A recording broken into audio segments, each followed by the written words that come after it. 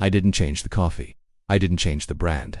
I didn't change the amount. I only changed when I drank it. That was the only variable, and I didn't expect it to matter as much as it did. For years, coffee had been automatic for me. Wake up, drink coffee, move on with the day. Same hour, same habit, same assumption that this was just how life worked. If I felt tired, I blamed sleep. If I felt tense later in the day, I blamed stress. If my energy felt inconsistent, I assumed that was normal, especially after a certain age. I never questioned timing, because timing is almost never mentioned when people talk about coffee. The conversation is always about caffeine, strength, roast, or whether coffee is good or bad. But what if none of that is the real issue? What pushed me to test this wasn't a big problem. It was something quieter and harder to explain. Some days coffee felt great. Clean focus, steady energy, no complaints. Other days, the exact same coffee felt wrong. Not terrible, not dramatic, just off, slightly restless, slightly wired later in the day, slightly harder to fall asleep. Have you ever had coffee and thought, why does this feel different today? That question stayed with me, because nothing obvious had changed. Same beans, same machine, same routine. Yet the effect wasn't the same. Instead of switching coffee again, I decided to remove variables. Same coffee, same preparation, same dose. The only thing I changed was time. I wanted to see if timing alone could explain why coffee sometimes felt supportive and sometimes felt like it was quietly working against me. I committed to 7 days, not because 7 days is magical, but because it's long enough for patterns to show up and short enough to actually follow through. The first 2 days were intentionally boring. I drank coffee the way I always had, same hour, same expectation. The initial effect was familiar. Energy came quickly. Focus improved fast. That part is easy to like.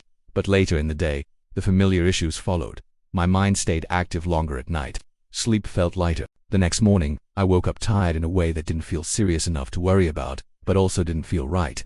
That kind of tired is dangerous because it's easy to normalize. You can live with it for years without realizing how much it's costing you. It doesn't stop you, it just quietly lowers the baseline. Here's something worth asking yourself honestly. When you wake up tired, what's your first thought? I didn't sleep well, or I need coffee. Most people jump straight to coffee. I did too, and that's exactly how timing problems hide. Coffee becomes the fix for a problem it quietly helped create. On the 3rd day, I changed the timing. Nothing else. Same coffee, different moment. I expected a drop in energy. That didn't happen. What changed first wasn't energy at all. It was the absence of urgency. The stimulation felt smoother, slower, less aggressive. Focus came without that sharp push. I didn't feel rushed into productivity. That alone felt strange, because I had trained myself to associate coffee with speed.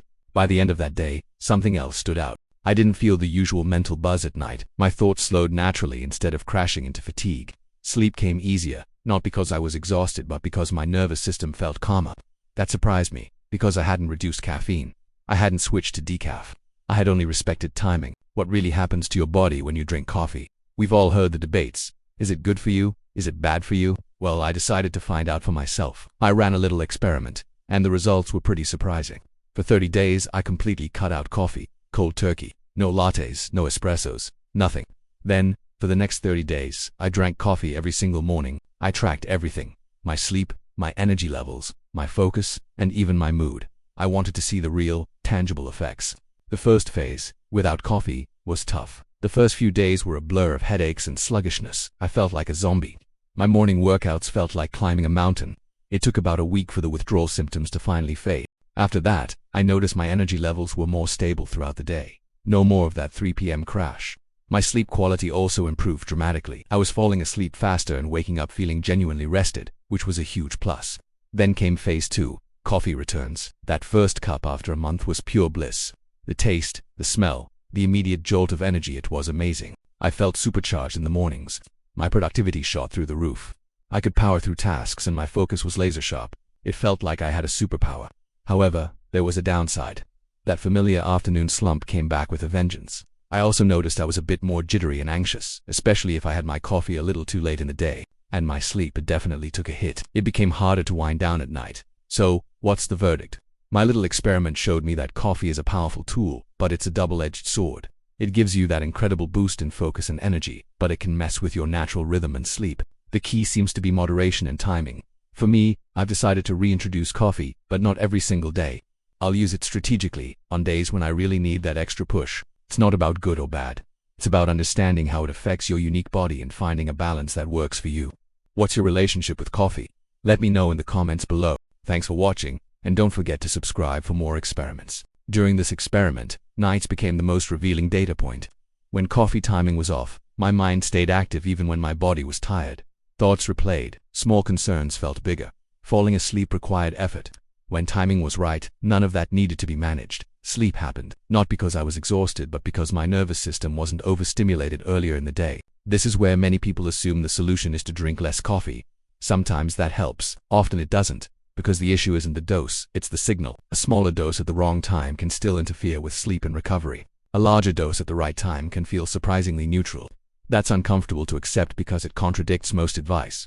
Think about how people talk about coffee.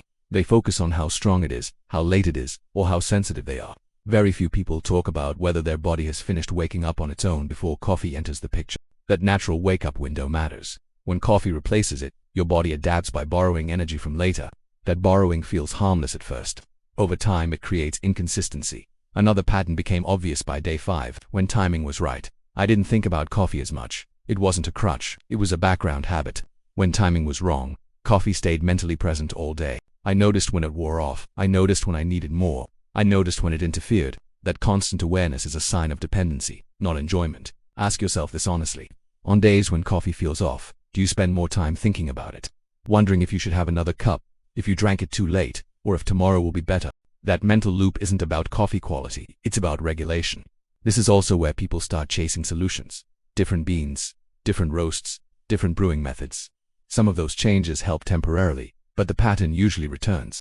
That's because timing hasn't changed. You're still delivering stimulation into an unstable system. The system adapts. Then the inconsistency comes back. What makes this especially frustrating is that none of it feels dramatic enough to demand attention. You can function, you can work, you can push through, and that's why it goes unnoticed. Coffee doesn't knock you down. It quietly reshapes your baseline until feeling okay requires constant correction. By the end of the week, one thing was clear. Coffee timing doesn't just affect energy. It affects how the entire day unfolds. Mood, patience, sleep quality, and even appetite responded differently when the signal came at the right moment. That doesn't mean coffee suddenly became healthy or unhealthy. It means it finally fit the rhythm of the body instead of fighting it. This realization changes how you look at advice. It makes blanket rules feel incomplete. Don't drink coffee after noon might work for some people, fail for others, and miss the point entirely. The real question is when coffee stops supporting natural rhythms and starts replacing them. Hey everyone, welcome back to the channel. Let's talk about something most of us probably do every single morning, grabbing that first cup of coffee. But what if I told you that when you drink your coffee could be just as important as if you drink it? We're going to dive into the science behind coffee timing and how a simple change could seriously boost your energy, improve your sleep, and even make your caffeine habit more effective in the long run. So, picture this. Your alarm goes off, you stumble to the kitchen, and you brew a cup of coffee to jolt yourself awake. It sounds like the perfect way to start the day, right? Well, maybe not. Here's why. In the first hour or so after you wake up, your body is naturally producing a lot of cortisol, which is often called the stress hormone.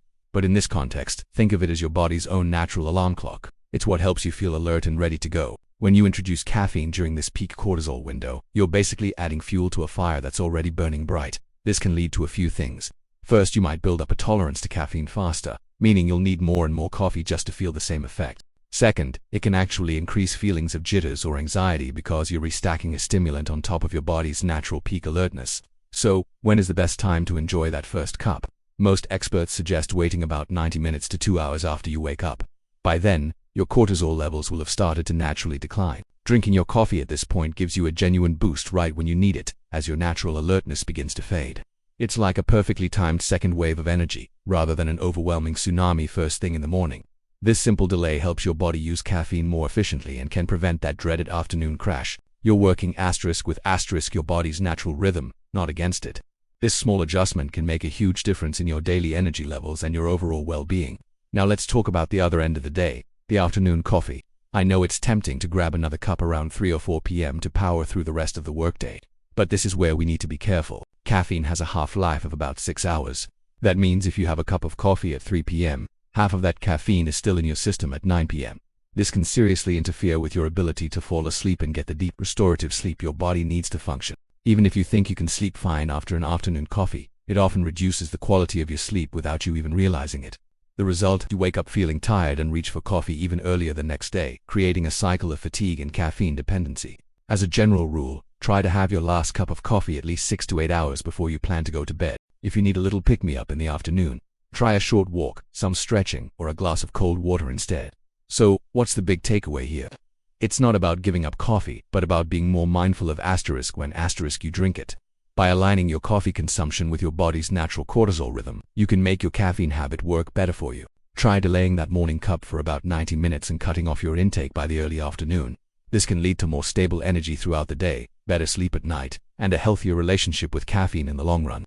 It's a small change that can have a massive impact on how you feel. It's not about restriction, it's about optimization. Give it a try for a week and see how you feel. You might be surprised by the results. Thanks so much for watching. I hope you found this helpful. If you did, please give this video a thumbs up and subscribe for more content on how to live a healthier, more intentional life. Let me know in the comments what your coffee routine is like and if you're going to try making a change. See you in the next one.